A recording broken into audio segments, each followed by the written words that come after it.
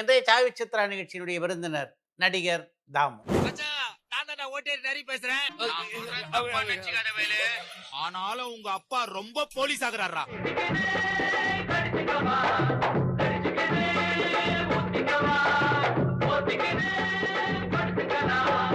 Hi, I am Shivaji. Cool. Hi, Chef. One word missing. I got that one word. That one word I got it. Come here. Laga laga laga laga laga laga laga laga laga laga laga. இயக்குனர் சிகரம் K பாலச்சந்திரால் வானமே எல்லை படத்தின் மூலம் அறிமுகப்படுத்தப்பட்டு 100க்கும் மேற்பட்ட படங்களை நகைச்சுவை வேடங்கள் நடிக்கின்ற வாய்ப்பினை பெற்றவர் தாமு. 10 ரூபாய்க்கு இந்த அடி அடிக்கிறடா எப்பா. எந்த ஊரு? போடி போடி நாயக்குன்னு சொன்னேன்க்கா.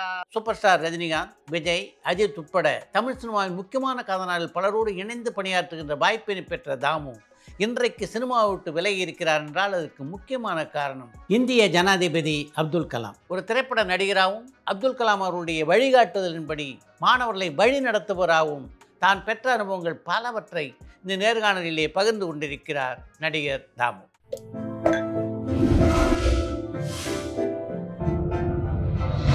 Chai with Chitra.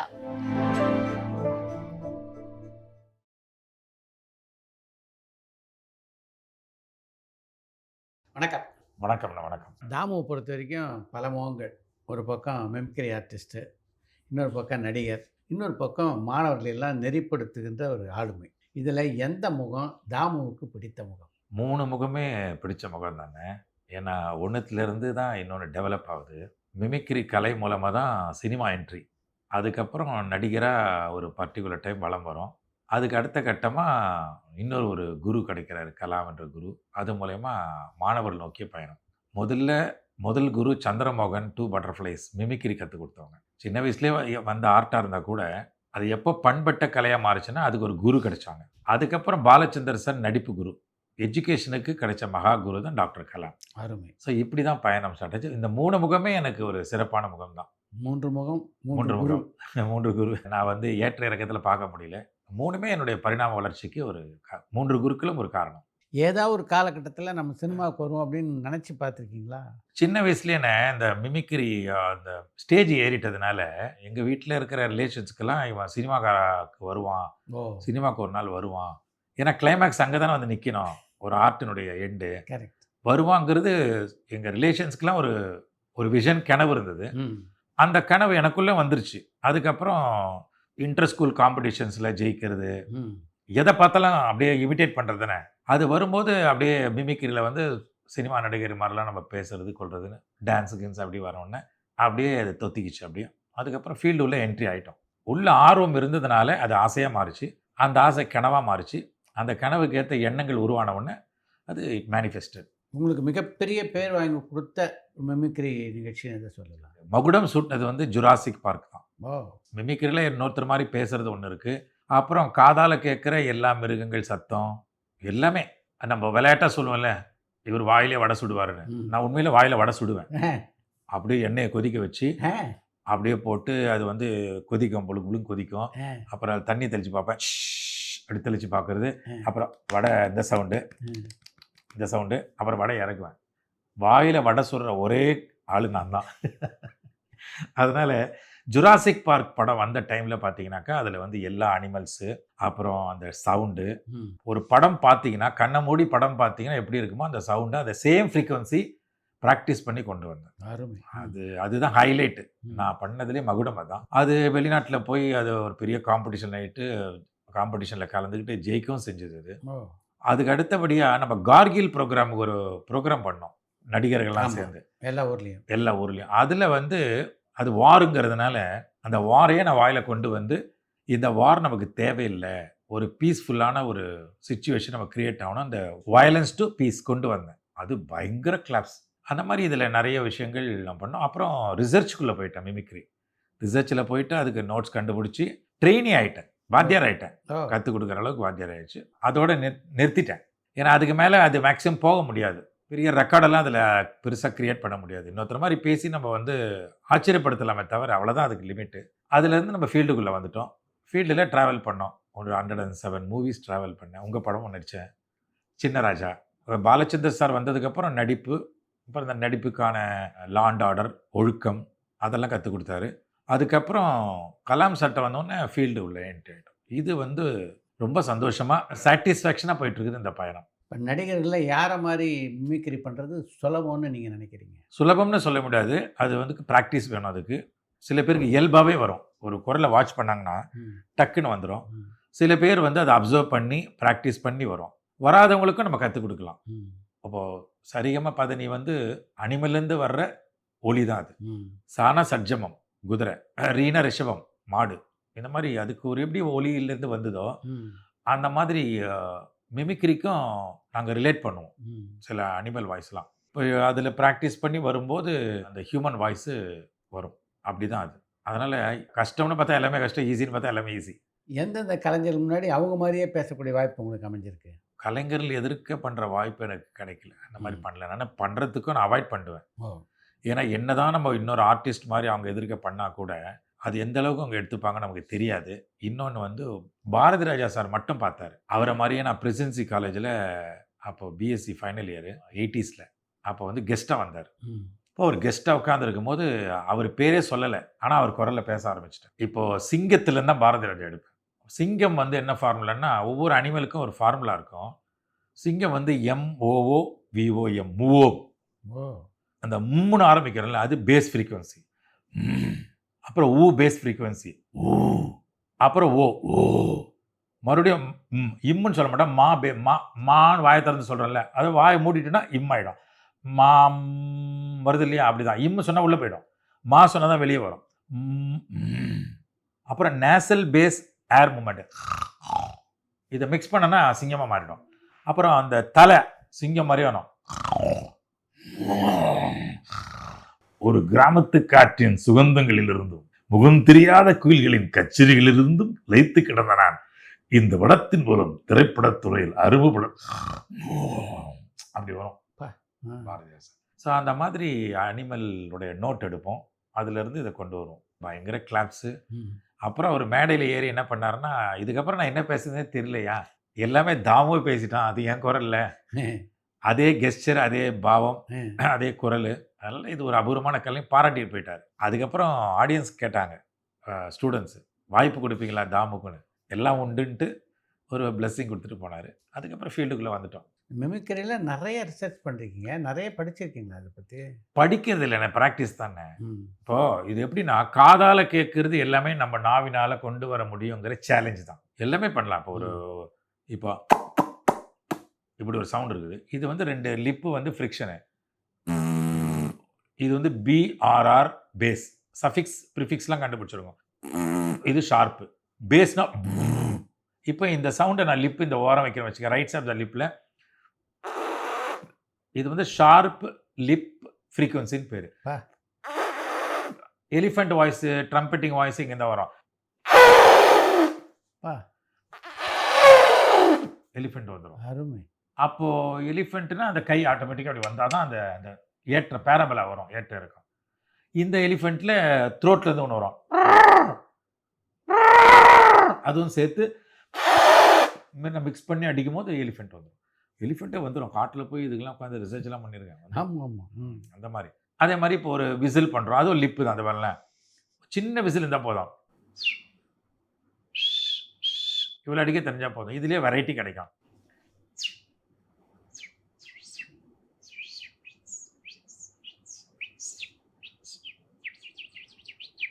பறக்கிறது இவ்வளோ மைன்யூட் இருக்குது. இதே லிப்பில் சோடா உடைச்சு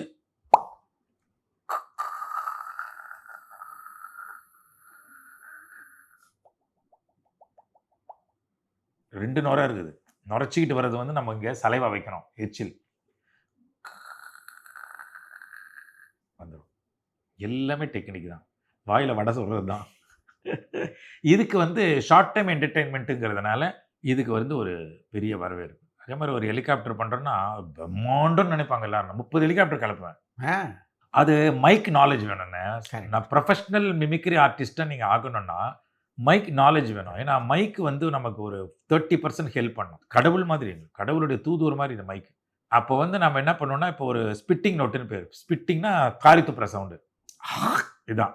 இதை வந்து நாங்கள் எபிக்ளாட்டிஸ்ன்னு சொல்ல குரல் வலை மூடி. அந்த குரல் வலை மூடியில் வச்சு கிளாக் வைஸாக ரொட்டேட் பண்ணும்போது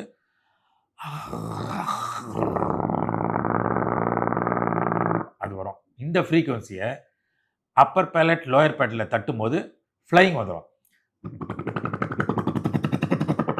அப்படி போயிடும். இது மைக்கில் பண்ணும்போது பேண்ட் வித் பெருசாகும் போது அது உள்ள ஒரு டயஃப்ரம் இருக்கும் மைக்கில். இப்படி வைக்கிறோம் இல்லையா டயஃப்ரம். ஆமாம். ஸோ நம்ம எப்போவுமே வந்து பேசுறது சரி, சவுண்டு எந்த சவுண்டு வந்தாலும் எக்ஸைலில் தான் வரும். சவுண்டை உள்ளே இழுத்து நம்ம சவுண்டு பண்ண முடியாது. Correct. அது மிமிக்ரியில் மட்டும் பண்ணலாம். டாக் சவுண்டெல்லாம் இது உள்ளே தான் இழுக்கிறோம். இதை கண்டினியூவாக 10 தடவை இழுத்தோம்னா டயஃப்ரம் கிழிஞ்சிடும். ரொம்ப ரிஸ்க் இருக்குது. ஓ அப்போ வந்து உள்ளேருந்து அது வரும்போது இந்த ரெஸ்பிரேட்டர்லேருந்து வர அந்த சவுண்டு வந்து இங்கே மாறிடும். மாடுலேஷன் இங்கே மாறி இங்கே பட்டு வரும்போது மைக்கில் பட்டு உள்ள ஒரு ஃபிலமெண்ட் இருக்கும். அதில் பட்டு ஒயர் வழியாவோ கார்ட்லெஸ் போனால் தான் கண்ட்ரோல் இழுத்துக்கும். அப்போ இங்கே இருக்கிற சவுண்டு ஃப்ரீக்குவன்சி ஒயர் வழியாக போனாலும் சரி, இல்லை இங்கே கார்ட்லெஸில் போனால் உங்களுக்கு வந்து இங்கேருந்து வேவ் லென்த் ஃபோட்டோ வேவ்ஸ் வந்துடும். இது போய் அந்த ஆண்டனாவில் போய் உள்ளே போய் மேக்னிஃபை ஆகி வெளியே வரும்போது அது பிரம்மாண்டமாகிடும். இதை நான் உங்கள் காது கிட்ட வந்து பண்ணால் ரசிக்க மாட்டீங்க. கரெக்ட். மைக்கில் பண்ணாதான். மிமிக்லேயே மைக் இருக்குல்ல, அப்படி தான் வரும். எங்கே உங்களுக்கு வசந்த் வந்து நண்பரானார்? டைரக்டர் வசந்த் அப்போ சினிமாவில் அவர் இருக்கும் போதுலேருந்தே ஃப்ரெண்டு. பாலச்சந்தர் சார்கிட்ட அவர் ஒர்க் பண்ணுறதுலேருந்தே நல்ல ஃப்ரெண்ட்ஸ், க்ளோஸ் ஃப்ரெண்ட்ஸ். அப்போ வந்து அண்ணனுடைய பயங்கர ஃபேன் நான். கேளடி கண்மணிலேருந்து அவருக்கு ஃபேன். அவர் 2வது படத்துக்கு போஸ்டர் ஒட்டின ரசிகர் மன்றமே நான் தான். ஓ அந்தளவுக்கு ரசிப்பேன். ஒரு சட்டில்டு இயக்குனர் அவருக்குள்ளே இருக்கிறத நான் பார்த்தேன். ஆக்சுவலாக வசந்தனக்கிட்ட அசிஸ்டன்ட் டைரக்டராக சேரணும்னு ஆசைப்பட்டேன். அது அப்படியே போய் மாறி கடைசியில் நண்பன் என்ன பண்ணாருன்னா, எனக்கு டேய் டைரக்டர் வர்றாருடா, நீ வந்து மிமிக்ரி பண்ணு. கேளடி கண்மணி 50th டே ராஜா அண்ணாமலை பண்ணுறோம். அப்போது நீ வந்து மிமிக்ரி பண்ணு, டேரக்டர் பார்ப்பாரு. ஏதோ ஒரு நல்ல எண்ணத்தில் தான் கூப்பிட்றாரு நண்பர். போனேன், மிமிக்ரி பண்ணேன். டேரக்டர் ரொம்ப ஈர்த்துது. அப்போ எங்கள் ப்ரொஃபஸர்கிட்ட எங்கள் மேத்தா கவிஞர், எங்கள் professor, Tamil professor, presidency college. அப்போ அவர் வந்து தாமு உன்னை டேரக்டர் ரொம்ப பாராட்டினாரு, நீ போய் அவரை பாருன்னாரு. நான் உடனே வசந்த் சார்கிட்ட சொன்னேன், இந்த மாதிரி டேரக்டர் ரொம்ப பாராட்டினாரான்னு. சரி நாளைக்கு வந்துடுறான்ட்டார். மறுநாள் அவர் வீட்டுக்கு போய் மீட் பண்ணேன். மீட் பண்ண உடனே இதுக்கு முன்னாடி நடிச்சிருக்கியா அப்படின்னு கேட்டார். நம்ம வாய் துருத்துருப்பு வாய். நான் பிறந்ததுனே நடிக்கிறேன் சார், வீட்டில் நல்ல மாதிரி பயங்கரமாக நடிப்பேன் சார். சிரிச்சிட்டாரு. இதே மாதிரி சிரிச்சிட்டாரு. அதுக்கு முன்னாடி என்ன நடந்ததுன்னா, யாரோ ஒரு பெரியவர் ஷீல்டெல்லாம் தொடச்சிக்கிட்டே இருக்காரா. அவர் வாங்கின விருது எல்லாத்தையும் தொடச்சிட்டு இருக்காரு. வயசானவர். இப்போ பாலச்சந்தர் சார் கண்ணாடி மட்டும் இருந்தது. அவர்கிட்ட கேட்டேன், அந்த தொடச்சிட்டு இருக்கிறவர்கிட்ட, பெரியவர்கிட்ட, டேரக்டர் எப்போ வருவார், லேட் ஆகுமா, சாப்பிட்றாரா, குளிச்சுட்டு இருப்பாரா எல்லாம் கேட்குறேன். வருவார் வெயிட் பண்ணினார். அப்புறம் திடீர்னு வசந்த் அப்படி என்ட்ரி ஆகி எழுந்துரு அப்படிங்கிறாரு. எனக்கு என்னென்ன புரியல. எழுந்துட்டேன். உட்காரியா அப்படின்னு ஒரு குரல். யார் தொடச்சிருந்தவர். இல்லை சார் வசந்த் எழுந்துக்க சொல்கிறாருங்க. அவன் அடகிறான், உட்காரு அப்படின்னாரு. பார்த்தா அவர் தான் டேரக்டர். ஷீல்டெல்லாம் அவரே தொடச்சி ரசிக்கிறார் மனுஷன். அவருடைய அவார்டெல்லாம் பர்ஃபெக்டாக வச்சுக்கோ. அப்புறம் வசந்த் சிரிச்சுட்டு போயிட்டாப்புல. ஸோ அன்னிலேருந்து இந்த ஒரு என்ட்ரி இன்றைக்கி நான் உட்காந்து பேசுகிறேன்னா அதுக்கு டேரக்டர் வசந்த் தான் மூல காரணம். அண்ணன் உடனடி காரணம் வந்து கே பாலச்சந்தர் சார். உடனே என்னை வந்து ஃபஸ்ட்டு ஷாட்டே வந்து பார்த்தீங்கன்னா வரல நடிப்பு. ஏன்னா ஒரு பிரமிப்பாகவே இருக்குது. கரெக்ட். பாரதி ராஜா சார் அங்கே பார்த்து பிரமிப்பானனும் அந்த மாதிரி பக்கத்தில் பார்க்கும்போது பிரமிப்பாகவே இருக்குது. ரஜினி சாரை, கமல் சாரை உருவாக்குற ஒரு மாபெரும் ஒரு ஆளுமை பல்கலைக்கழகம். இவர்கிட்ட நம்ம நடிக்கிறோமாங்கிற அந்த ஒரு இமேஜினேஷன் அந்த மாயிலே இருக்கேன். அப்படி இருக்கும்போது ஃபஸ்ட்டு டேக் சாப்பாடு போட்டுக்கிட்டே பேசணும். எல்லாமே ஆர்டிஸ்ட்டுங்க. பப்ளு, பிருத்திவிராஜ், இந்த பக்கம் பெரிய நடிகருடைய பையன் ஆனந்த் பாபு, ரம்யா கிருஷ்ணன், மதுபாலா. அஃப்கோர்ஸ் நானும் மதுபாலா ஒரே செட்டு. நாங்கள் 2 பேருமே ஃபஸ்ட்டு படம். அதனால் அது புதுசாக எனக்கு ஒரு நடிகை மாதிரியே தெரியல. அதுக்கப்புறம் மேஜர் சுந்தரராஜன் பெரிய ஆர்டிஸ்ட், அவருடைய பையன், அவருக்கும் இன்ட்ரோடக்ஷன் தான். எல்லாம் இருக்காங்க. இந்த பக்கம் பார்த்தீங்கன்னா சார்லி, ஃபுல் டீம் இருக்குது எல்லாமே. இப்போது எனக்கு வந்து ரகுநாத் ரெட்டி கேமராமேன். அது ரவுண்டு ட்ராலி போட்டாங்க, ரவுண்ட் ட்ராக். இப்போ கிராமர், சினிமா லாங்குவேஜ் எல்லாமே புதுசு. லைட்டாக வாங்கிக்கோ அப்படிங்கிறாரு யார், ரகுநாத் ரெட்டி. நான் டப்புன்னு கையில் வாங்கிட்டேன். அதே அப்படிங்கிறேன், லைட்டு வாங்கு, லைட்டுனா ஃபேஸில் வாங்கு அப்படிங்கிறாரு. புரிஞ்சுக்கிட்டேன். ஓ ஃபேஸில் லைட்டு வாங்கினோம் போட்டுன்னா நம்ம லைட்டை பார்க்கணும். லைட்டையே பார்த்துன்னு இருந்தேன். சீனுக்கு வா அப்படிங்கிறாரு அவருடைய அசிஸ்டண்ட்டு. அப்போ கிஷோர்னு ஒரு அசோசியேட் டைரக்டர். டைலாகெல்லாம் பார்த்துட்டியா? நான் பார்த்துட்டேன் சார். கரெக்டாக பண்ணிவிடுவேன். இப்போ டைரக்டர் வந்து ஏதோ எழுதிட்டுருக்காரு. இப்போ எஸ் ரெடி அப்படின்னாரு. இப்போது எனக்கு முகத்துக்கு நேராக ஒரு பலகை கொண்டு டம்மால் அடித்தாங்க, கிளாப் பண்ணாங்க. ஆக்ஷன் சொன்னோடனே நம்ம நடிக்கணும். இப்போ நான் ஸ்டார்ட் பண்ணிட்டேன். ஆக்ஷன் உடனே நான் சாப்பாடு போட்டுக்கிட்டு டைலாக் பேசிக்கிட்டு சாப்பாடு பண்ணி நடிக்கணும். டயலாக் வந்தால் சாப்பாடு போக மாட்டேங்குது தட்டுக்கு. Cut cut. சாப்பாடு போட்டுக்கிட்டே நடிக்கணும்டா. தட்டில் சாப்பாடு போட்டுக்கிட்டு பேசிக்கிட்டே போ. ஓகே அப்படி ஜாலியாக சொல்லித்தராரு. ஏன்னா புதுசு இல்லை. சரிங்க சார் ரெடியா? டேக் போய்ட்டா பார்த்துடா. Ready sir. Take 2 action. சாப்பாடு நிறைய போடுறேன். சாப்பாடு போடுறதுல கவனம் இருக்குது, டைலாக் வரல. அப்புறம் கட் பண்ணிட்டாரு. கட் பண்ணிவிட்டு மறுபடியும் ரெடி, ட்ராக் போகுது. தாங்கம்மா புது பையன் என்ன? இல்லை சார் பண்ணிடலாம் சார் அப்படிங்கிறாங்க. இப்போது மறுபடியும் வந்து சாப்பாடு போட்ட டைலாகும் வந்துருச்சு. சாப்பாடு எந்த தட்டில் போடுவீங்க? பதார்த்தம் வைக்கிற சின்ன தட்டில் போட்டேன். அதை சரவண அசிஸ்டன்ட் டைரக்டர், சரண் இருக்குல்ல டேரக்டரு, ரொம்ப முக்கியமாக அதை போய் டேரக்டர்கிட்ட சார் சாப்பாடு வந்து இதில் போடுறாப்புலன்னு. என்னடா இப்போ தான் வாயா போயா போய் என்னடான்னு வராரு மாணவன்கிட்ட. ஃபிலிமில் ஷூட் பண்ண சீசன். ஃபிலிம் ஓடுது, ஃபிலிம் வேஸ்ட் ஆகுதுங்கிற நாலேஜ் எல்லாம் கூட அப்போ தான் வருது. எல்லாமே கற்றுக்குறோம். அப்போ வந்து பார்த்தீங்கன்னா டேரக்டர் வந்து 5வது டேக்குடா, ஃபிலிம் சாப்பிடாதடா, காஸ்ட்லிடா ஃபிலிம் அப்படிங்கிறாரு. அப்போது என்கரேஜிங்காக தான்.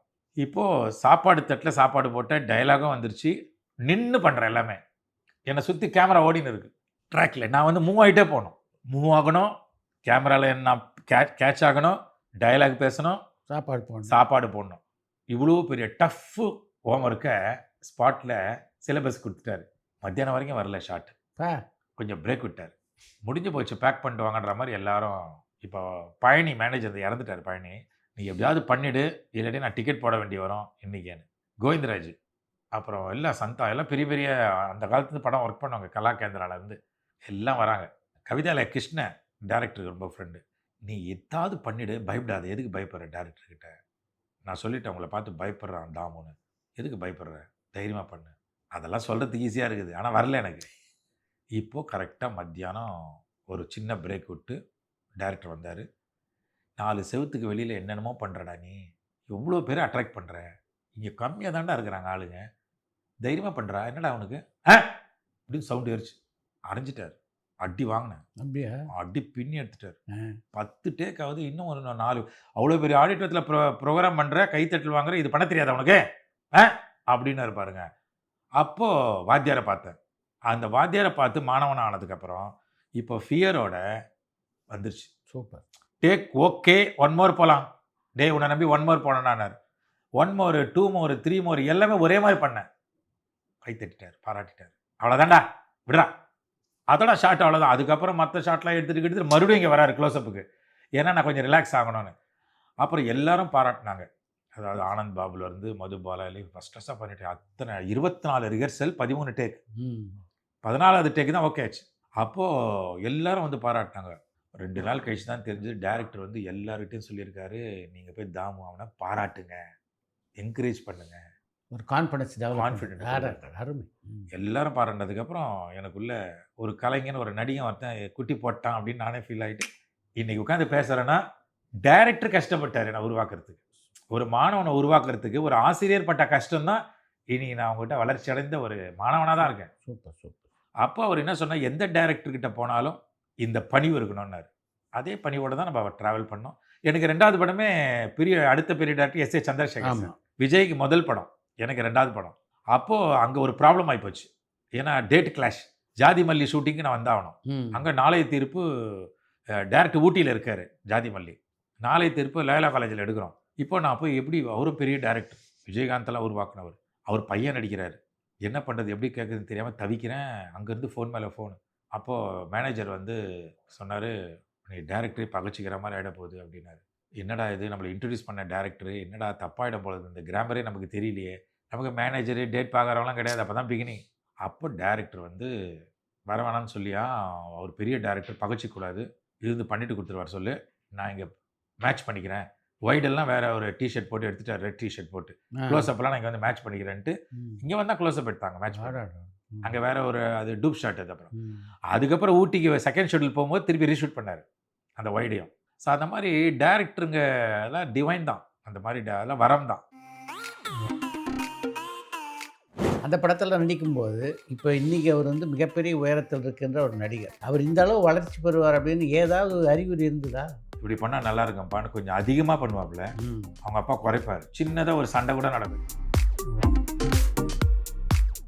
நாளைய தீர்ப்பு வந்து பாண்டியன் தேட்டர் ரிலீஸ், செம க்ரௌடு.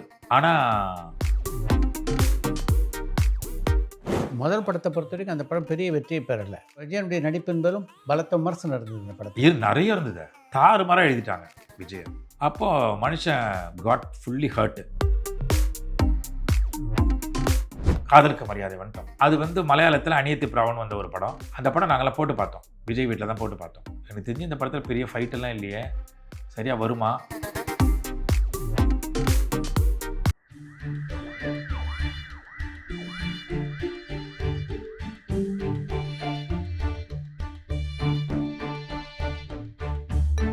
பரபரப்பான சினிமா செய்திகள், நட்சத்திரங்களின் பேட்டிகள், சினிமா வரலாறு ஆகியவற்றை பார்க்கவும் படிக்கவும் உங்களுக்கான இணையதளம் touringtalkies.co.